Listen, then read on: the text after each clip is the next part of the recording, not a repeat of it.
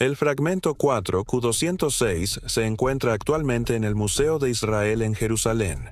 Es un objeto físico. Puedes consultar su entrada en el catálogo. El fragmento procede de la cueva 4 de Qumran, datada entre el 200 y el 100 a.C., y describe una prisión sellada ubicada bajo los confines de la tierra. Los manuscritos maestros etíopes que amplían este pasaje se conservan en un monasterio de Aksum. El acceso está restringido al clero ordenado. Ningún investigador externo ha tenido en sus manos los originales sin acompañamiento. Los concilios postapostólicos eliminaron el libro de Enoc del canon aceptado. Fue suprimida, marginada y reclasificada como ficción peligrosa. Durante más de 1000 años, circuló solo en fragmentos, en susurros, en archivos de monasterios a los que ningún forastero tenía permitido entrar. Luego, en 1947, aparecieron 11 fragmentos separados del libro de Enoc en la cueva 4 de Qumran, entre los rollos del Mar Muerto. 11. Ese número importa. Colocó el libro de Enoc dentro de las mismas tinajas selladas del desierto que los textos que todo el mundo académico ya aceptaba como antiguos y auténticos. No reclasificó a Enoc como mito. Lo reclasificó como documento primario suprimido. Entonces, ¿qué dice realmente ese documento? No es una metáfora. No es una alegoría. El texto describe una zona de contención artificial construida literalmente bajo el lecho marino. Nombra la estructura. Nombra a la criatura que contiene en su interior. Menciona los materiales utilizados para sellarlo. Y fue escrito más de 2000 años antes de que existiera cualquier equipo de imágenes de aguas profundas para confirmar cómo es realmente el fondo del océano. En los próximos minutos, verás exactamente lo que dice el texto, donde la investigación moderna ha localizado las mismas características. ¿Quién es la criatura nombrada y por qué se estableció ese confinamiento antes de que el registro escrito de cualquier civilización se remonte lo suficiente como para explicar cómo lo sabía Enoc? Si la historia bíblica prohibida es el tipo de evidencia que te quita el sueño, suscríbete. Cada semana sacamos a la luz lo que fue eliminado deliberadamente. El pasaje proviene de los versículos 4 al 6 del capítulo 10 del primer libro de Enoc. La fuente física es el fragmento 4 Q206, que se conserva en el Museo de Israel, cotejado con la tradición manuscrita etíope. La traducción estándar al inglés fue realizada por R.H. Charles en 1906 y sigue siendo la referencia académica fundamental. Charles explica la instrucción con claridad. Se emite una orden divina para atar a una figura llamada Azazel. Átenlo de pies y manos. Arrojadlo a la oscuridad, a las rocas ásperas y dentadas. Ahora detengámonos en esas palabras. Rocas ásperas y dentadas. En la tradición manuscrita original del Ge'ez, el término utilizado para la ubicación profunda es Tehom Rabba. Eso no es un adorno poético. Tehom Rabba significa el gran abismo. Ni un estanque, ni un río, ni una cuenca desértica. El gran abismo. El mismo término aparece en el Génesis para referirse a las aguas primordiales que se encuentran bajo la tierra. Enoc no está colocando esta prisión en una cueva en las colinas de Judea. Lo está colocando bajo una masa de agua tan vasta que requiere su propia categoría de lenguaje. Y luego describe lo que rodea al prisionero: cadenas de hierro, formaciones rocosas ásperas y dentadas, oscuridad completa y total, un calor abrasador que se eleva desde abajo. No tenía forma de saber que no existía ningún sumergible, ni sonar, ni mapas del fondo oceánico. Lo más profundo que cualquier civilización antigua podía observar físicamente era un puerto o un delta de un río. El concepto de geología del fondo marino no existió como campo de investigación humana hasta el siglo XIX. La obtención sistemática de imágenes de las profundidades oceánicas no comenzó hasta la década de 1970. Enoc escribió esta descripción 3000 años antes de todo eso. Esto es lo que las imágenes de las profundidades marinas han confirmado sobre el fondo oceánico real. Los campos de fuentes hidrotermales, en particular los que se encuentran a lo largo de los sistemas de dorsales oceánicas en el Atlántico y el Pacífico, presentan crestas de falla basáltica que se fracturan en formaciones angulares afiladas. La roca es rica en hierro. El entorno está a oscuras. No penetra luz solar por debajo de los 3.300 pies.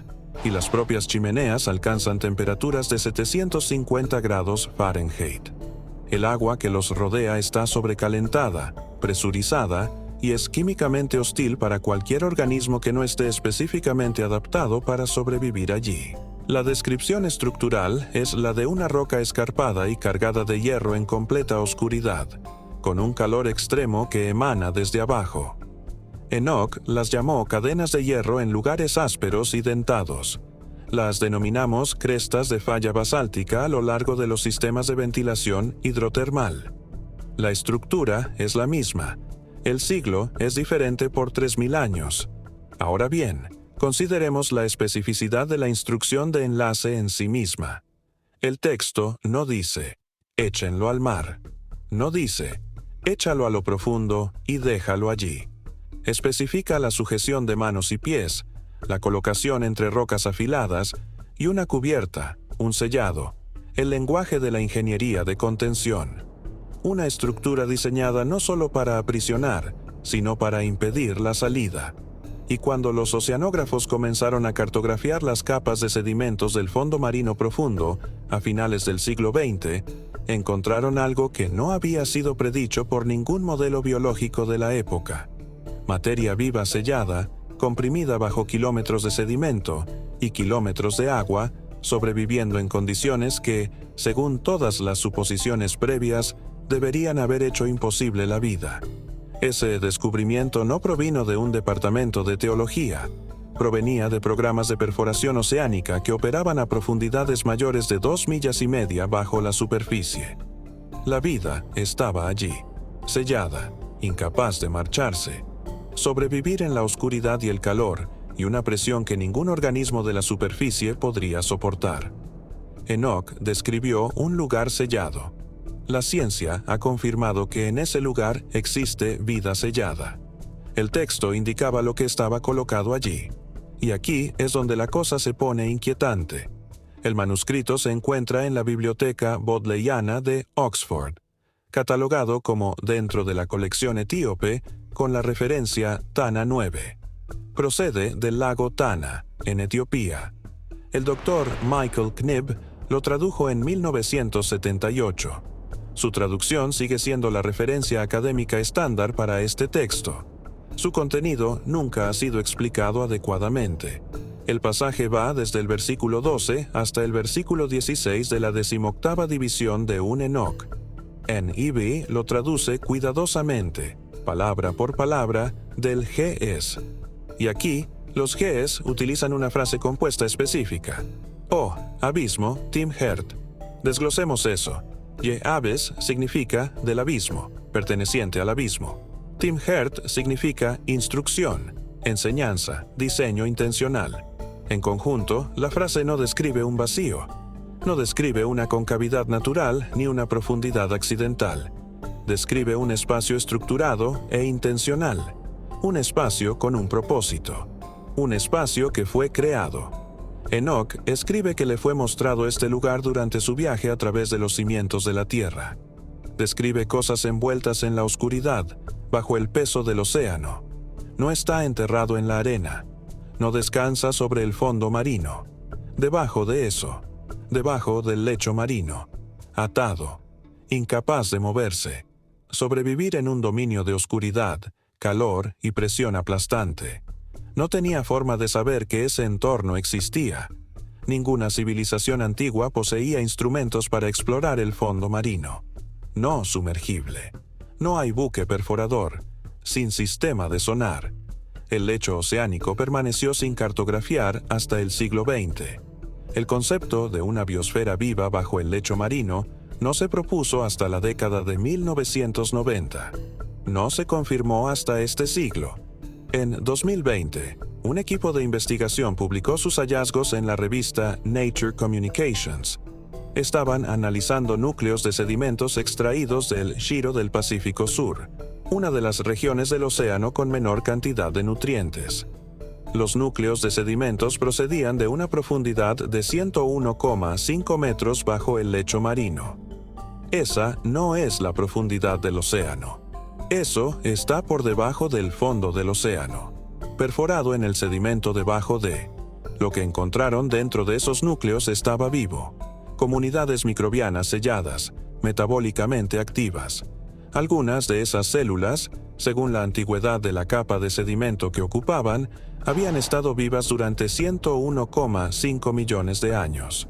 Sus ciclos metabólicos, el ritmo al que una sola célula completa un ciclo biológico, abarcan miles de años por célula. Piensa en lo que eso significa. Vida sellada en la oscuridad. La vida quedó sellada bajo el propio peso del océano. Una vida que no se puede ir. Vida que no se ha ido.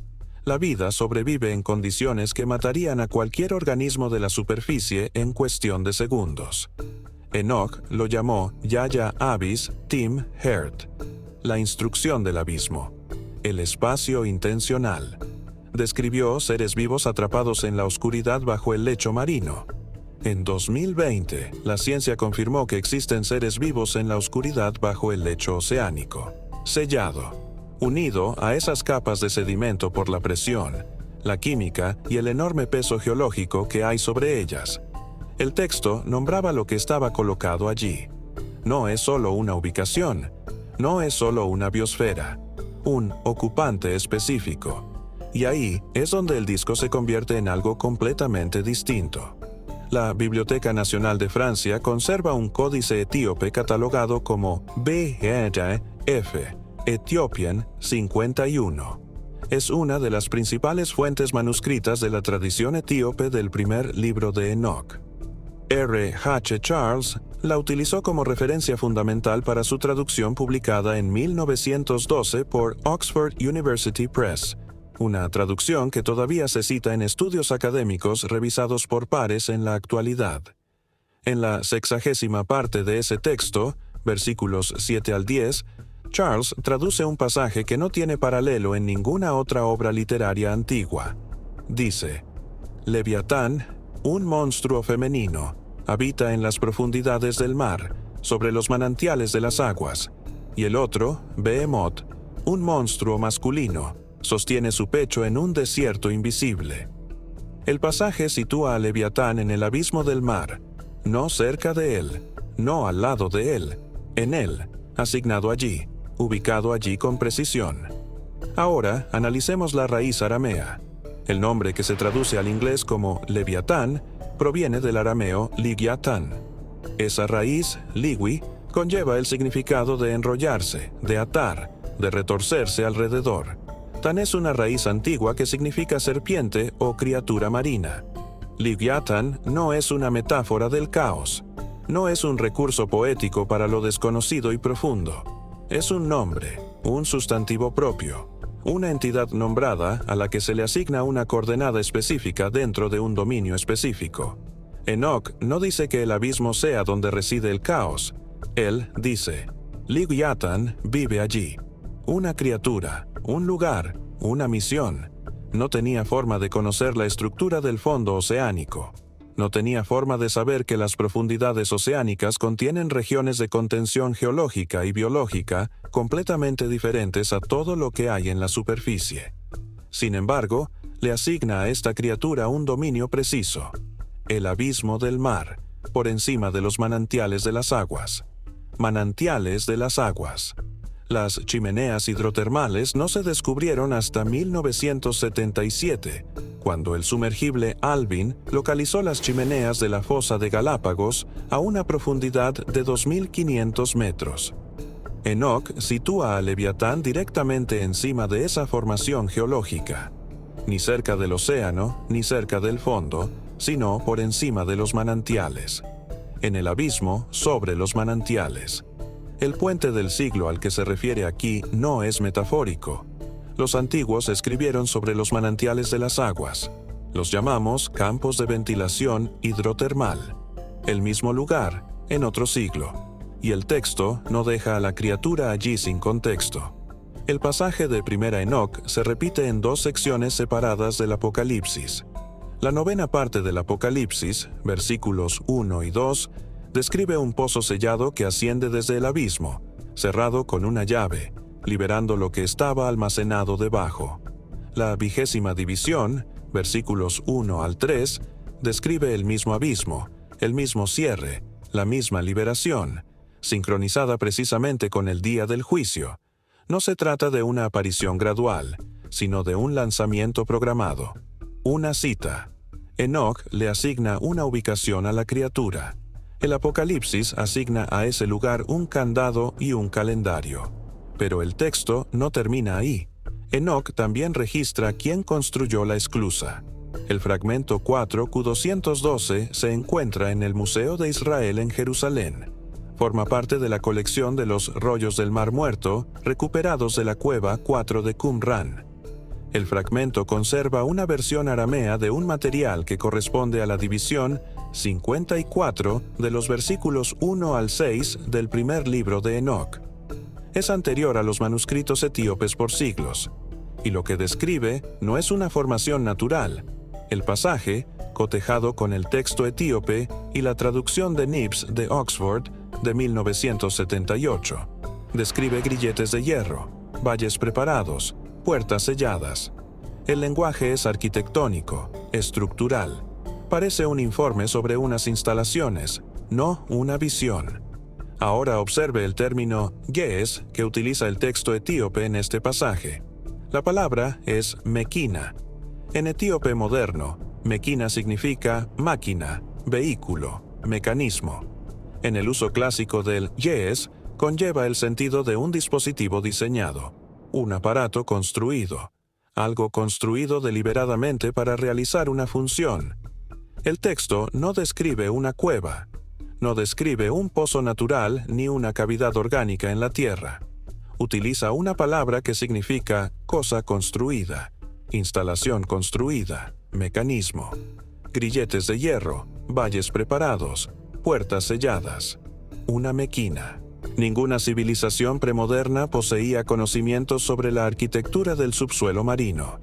Ningún escritor antiguo disponía de un marco conceptual para describir, en términos estructurales, lo que yace bajo el lecho marino. El lecho marino en sí no fue cartografiado hasta la década de 1950.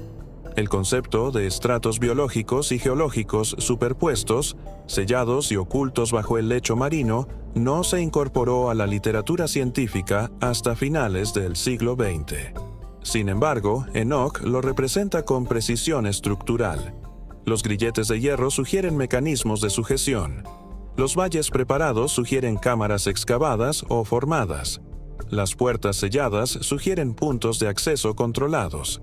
La palabra mequina confirma el encuadre. Esto no es la naturaleza. Esto es una construcción. El JOIDES Resolution es un buque de perforación científica que opera bajo el Programa Internacional de Descubrimiento Oceánico desde 1985. Entre 2010 y 2020, realizó múltiples expediciones para recuperar núcleos de sedimentos a profundidades de hasta 300 metros por debajo del lecho marino. Lo que revelaron esos núcleos no fue una columna geológica uniforme. Revelaron estratos biológicos superpuestos y sellados. Zonas diferenciadas separadas por límites geológicos que actúan como barreras. Cada capa quedaba sellada con respecto a la superior. Cada capa contiene su propia comunidad microbiana, aislado, incapaz de migrar hacia arriba o hacia abajo a través del límite de sellado que se encuentra por encima o por debajo de él. En capas, sellado, estructurado, separados por barreras que funcionan en términos geológicos como puertas. El puente del siglo no necesita explicación. Enoc describió cámaras selladas con barreras construidas a gran profundidad bajo el lecho marino. Entre 2010 y 2020, la misión JOIDES Resolution recuperó evidencia física de cámaras selladas, estratificadas y biológicamente activas a gran profundidad bajo el lecho oceánico. La estructura que Enoc denominó mequina una instalación de ingeniería, coincide con la estructura que la perforación moderna ha extraído físicamente en muestras de núcleos. No tenía forma de saberlo. Sin embargo, lo describió con el vocabulario de un ingeniero, no de un poeta. El creador, en el texto de 1 Enoch, y confirmado por el fragmento 4, Q212, no se limitó a aprisionar lo que fue colocado en el abismo.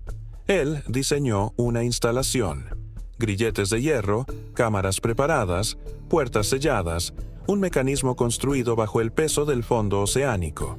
Y la perforación moderna solo ahora está confirmando que la arquitectura es real. Lo que el texto aún no te ha dicho es lo que sucede cuando se abre el sello. El fragmento 4, Q206, se encuentra actualmente en Jerusalén, catalogado y de acceso público. El texto completo aún no ha sido traducido para el público general. Los informes de perforación de la expedición 329 del IMURD-ODP, publicados en 2013, están disponibles para cualquier persona con conexión a Internet. Los datos no desaparecen porque resulte inconveniente. La zona de contención de Enoch no está en tiempo pasado. La criatura permanece sellada. La puerta permanece cerrada. El mecanismo que describió, grilletes de hierro, cámaras preparadas, el peso del fondo oceánico presionando hacia abajo, no es una reliquia. Todavía está en funcionamiento. Aún no ha llegado el momento señalado. Cuéntanos en los comentarios. ¿Qué te dice la criatura a la que Enoch le da nombre sobre lo que está sellado bajo nosotros? Este canal informa cada semana sobre las decisiones que toman los ayuntamientos.